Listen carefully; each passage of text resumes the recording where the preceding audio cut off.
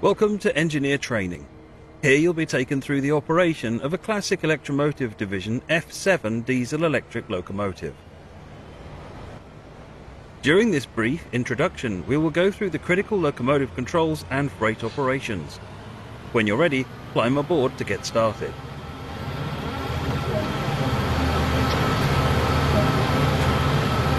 Take a seat in the engineer's position. This is where you'll be spending most of your time. The fuel pump will need to be closed to allow fuel to reach the locomotive. The engine is currently shut down and will need to be started before progressing. Press and hold the engine start button to activate it.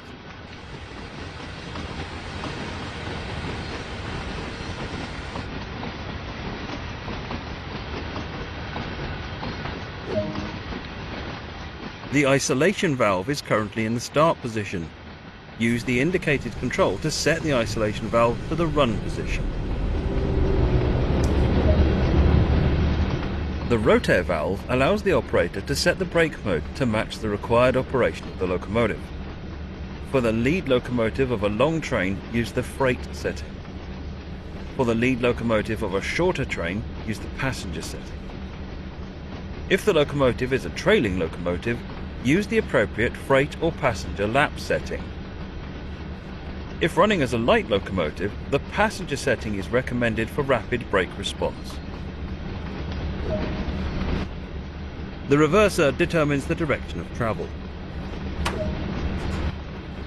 The transition lever is used to control the flow of the electrical current to the traction motors, which is set based on the movement the locomotive is currently performing. As we are performing switching duties around a yard, we will need to set the control to series parallel shunt. Do this now by using the indicated lever. The unit selector is used by the engineer to specify how many locomotives are in the current lash-up. Use the indicated lever to set the number of locomotives in this formation. The generator field switch will need to be set. Use the indicated switch to activate the generator field now.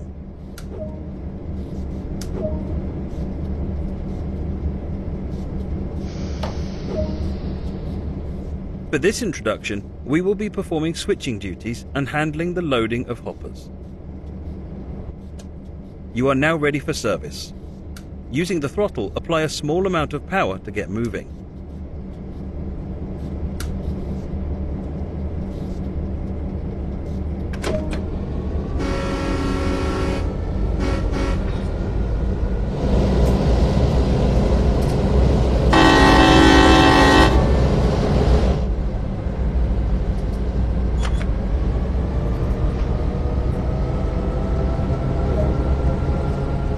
Coasting is a method used to efficiently maintain speed. Keeping to speed limits is important. If you begin overspeeding, apply a small amount of brake by moving the handle into the braking range.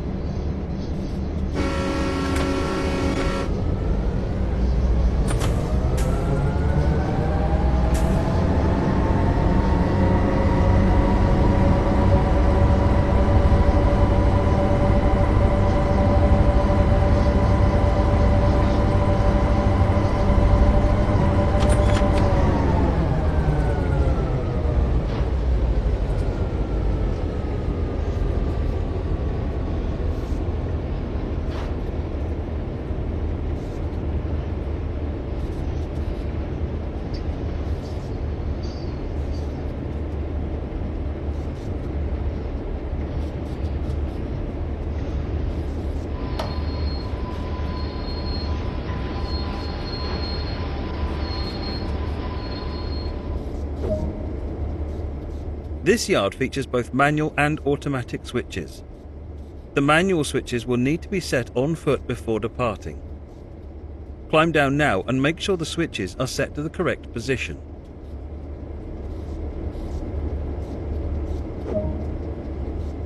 The hoppers are in front of us. You will need to approach them slowly to safely couple and avoid a potential derailment.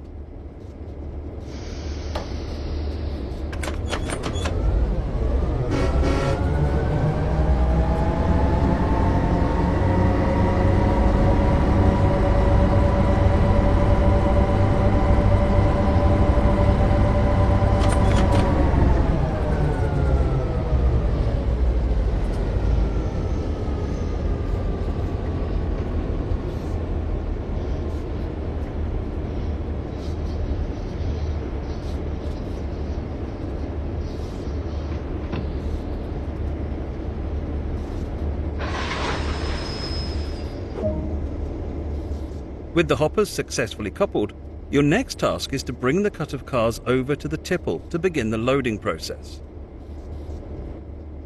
When loading hoppers, you need to keep to a slow and controlled speed to allow the loader to correctly and safely load the hoppers. Apply a small amount of power to start moving and then adjust the throttle back to the idle position once you're traveling at no more than 3 miles per hour.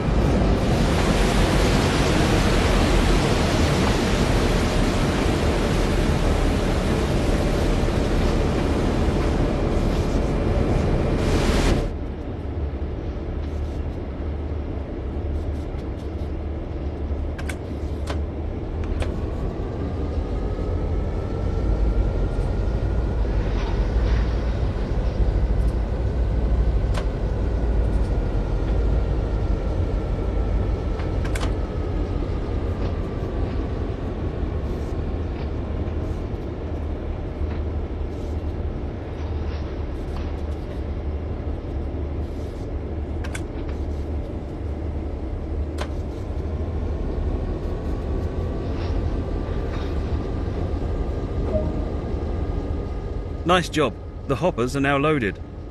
Your final task is to couple this cut of cars to the waiting train.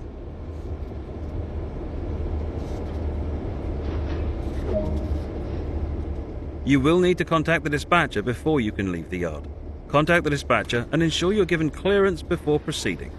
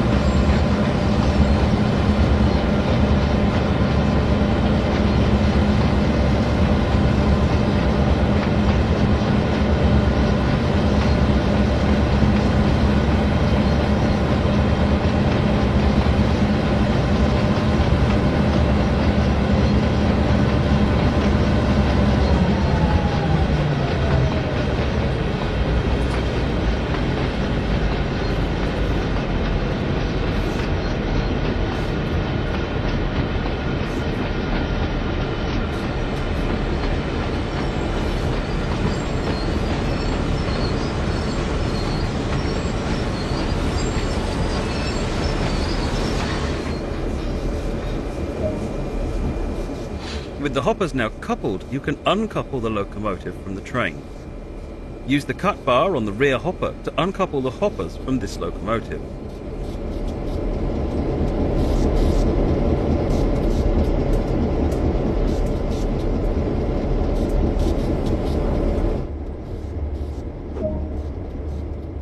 Good job. That is all of the tasks that have been assigned to you for now. Bring the locomotive back to the yard for use later in the day.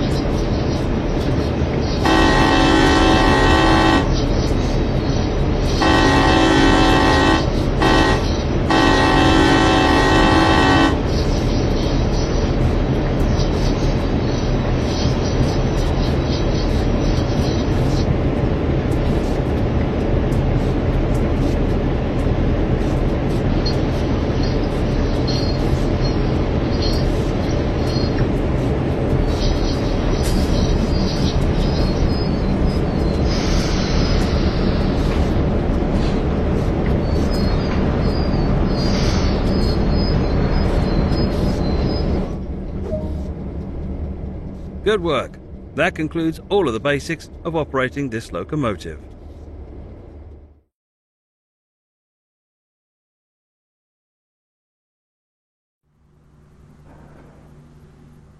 Welcome to Engineer Training. Here you'll be taken through the operation of an Electromotive Division SD40 diesel-electric locomotive. During this brief introduction, we will go through the critical locomotive controls and refueling of the locomotive. When you're ready, climb aboard to get started.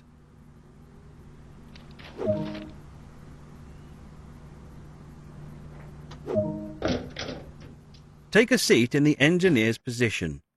This is where you'll be spending most of your time. The main circuit breaker is used to allow power to the locomotive. Use the indicated control to set it to the closed position.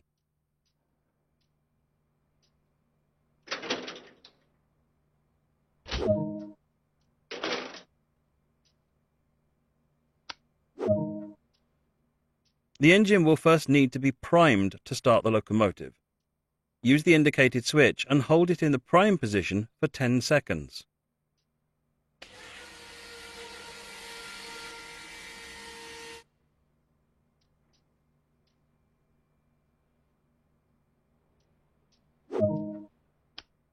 Now that the engine has been primed, it's time to start it up. Using the same switch as before, move it into the start position and hold it there for 5 seconds to start the engine.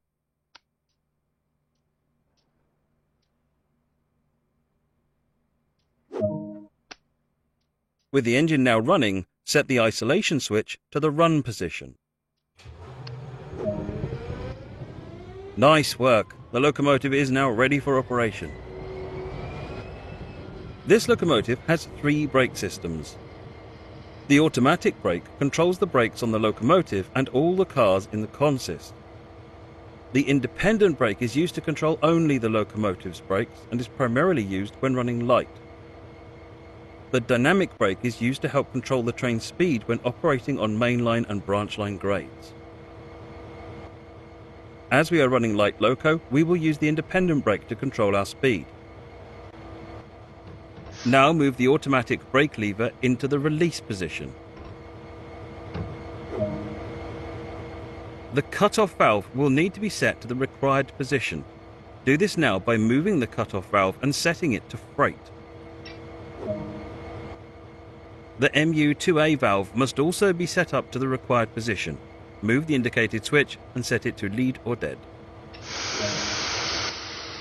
Activate the auxiliary systems as indicated.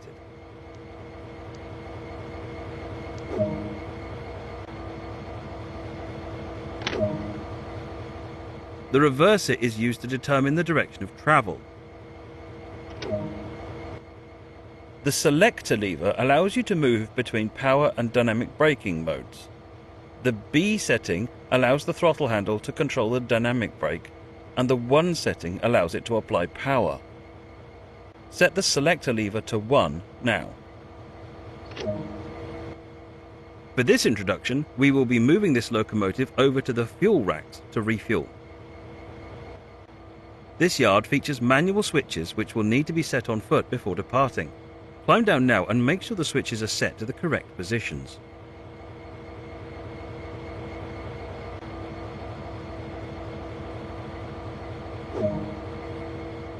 This locomotive is now ready for service. Use the throttle and apply a small amount of power to get moving.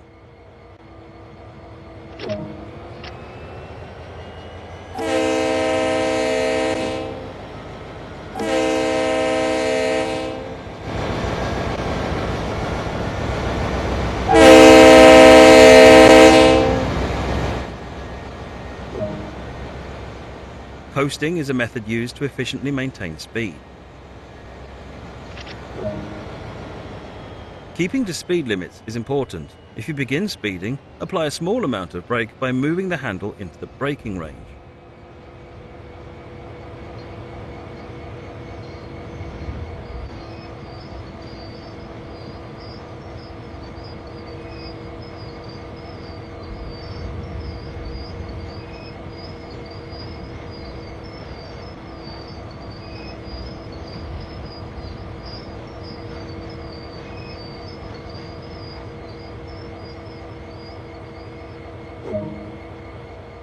The refueling point is behind us. Make sure that the switches are set to the correct position and then reverse the locomotive to the fuel racks.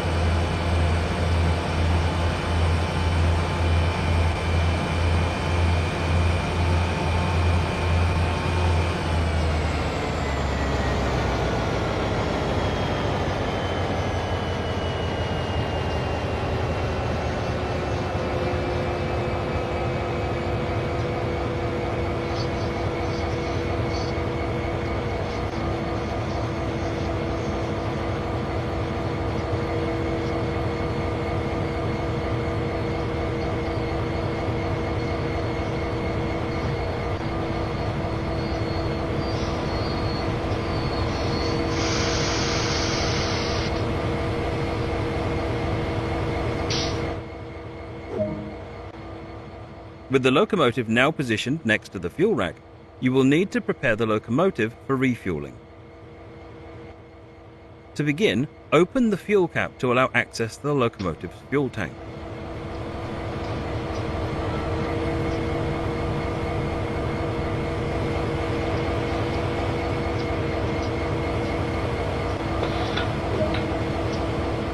Now take hold of the fuel hose and then insert it into the fuel tank.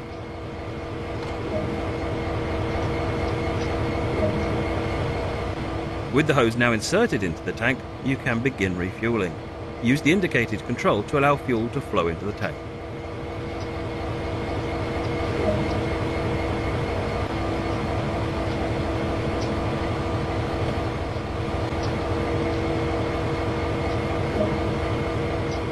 Nice work, the locomotive is now fully fueled and ready for service. Return the hose back to the fuel rack and reattach the fuel cap to finish the job.